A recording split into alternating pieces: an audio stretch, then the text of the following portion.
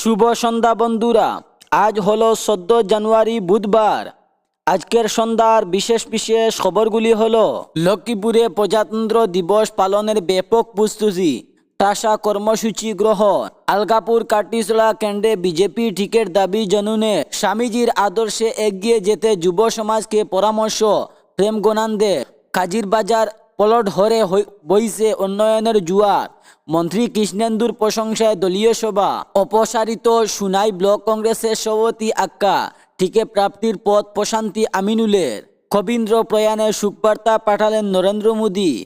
তাহলে বিস্তারিত খবরে যাওয়ার আগে এখনই চ্যানেলটি সাবস্ক্রাইব করুন এবং পাশে থাকা বেল আইকনটি বাজিয়ে রাখুন, যাহাতে সমস্ত খবরগুলি সবার আগে আপনার কাছে পৌঁছাতে পারে।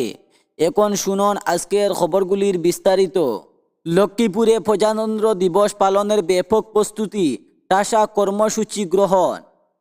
প্রতি বছরের মতো এবারও লক্ষ্মীপুর সমজেলা প্রশাসনের উদ্যোগে লক্ষ্মীপুরে আগামী 26শে জানুয়ারি ৭৭তম প্রজাতন্ত্র দিবস যথাযোগ্য মর্যাদা পালনের জন্য লক্ষ্মীপুর সমজেলা কমিশনারের সভাপক্ষে এক প্রস্তুতি সভার আয়োজন করা হয়। লক্ষ্মীপুর সমজেলার সহকারী কমিশনার লক্ষ্যজিৎ গগৈয়ের সভাপতিত্বে সবার কাজ শুরু হয়।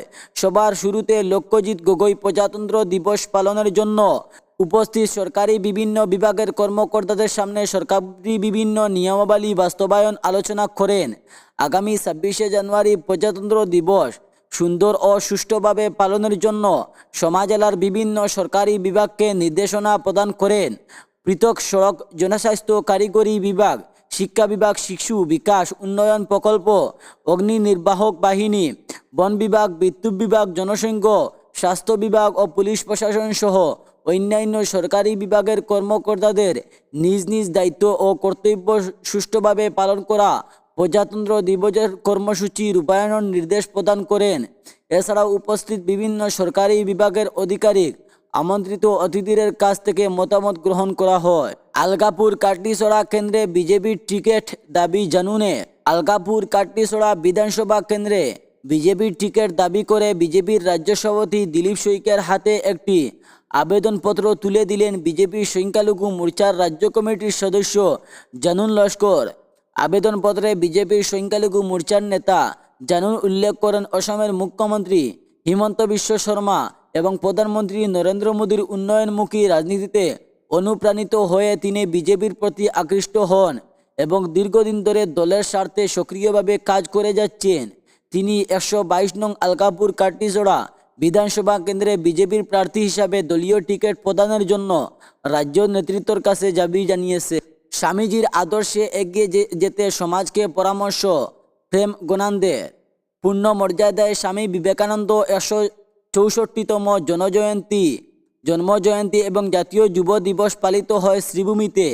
রামকৃষ্ণ মিশন সহ অন্যান্য স্থানে স্বামীজির মর্ম মূর্তিতে মলায়ন করে শ্রদ্ধা নিবেদন করেন অগণিত মানুষ।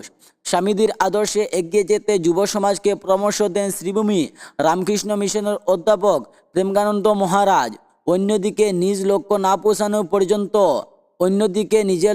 পৌঁছানো পর্যন্ত থেমে না থাকার আহ্বান জানান উত্তর করিমগঞ্জের বিধায়ক কমলাক্ষ দেবপুরকায়স্থ।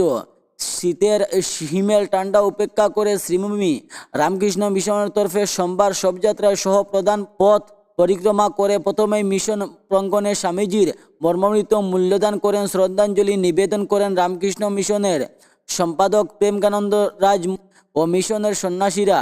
স্বামীজির মূর্তিতে শ্রদ্ধা নিবেদন করেন উত্তর করিমগঞ্জের বিধায়ক কমলাক্ষ দেবপুরকায়স্থ, প্রাক্তন সংসদ মিশন রঞ্জন দাস, উপপ্রপিত সুখেন্দ্র দাস, জেলা বিজেপির প্রাক্তন সভাপতি সুব্রত ভট্টাচার্য, বিজেপি শহর মণ্ডলী সভানেত্রী সন্ধ্যা রায় সিং, ভারত বিকাশ, লয়েন্স ও ক্লাব বিভিন্ন সংগঠনের কর্মকর্তারা প্রাসঙ্গিক বক্তব্য। রামকৃষ্ণ মিশনের সম্পাদক প্রেমানন্দজি মহারাজ বলেন, মানুষের মধ্যে ঈশ্বরকে খুঁজে বের করার জন্য বলেছিলেন স্বামী বিবেকানন্দ।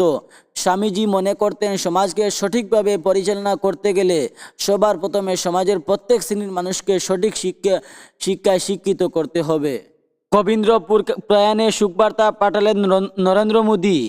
প্রাক্তন কেন্দ্রীয় মন্ত্রী এবং দলের বরিষ্ঠ নেতা কবীন্দ্র পুরকায়স্থের প্রয়াণে শোকবার্তা পাঠিয়েছেন প্রধানমন্ত্রী নরেন্দ্র মোদী।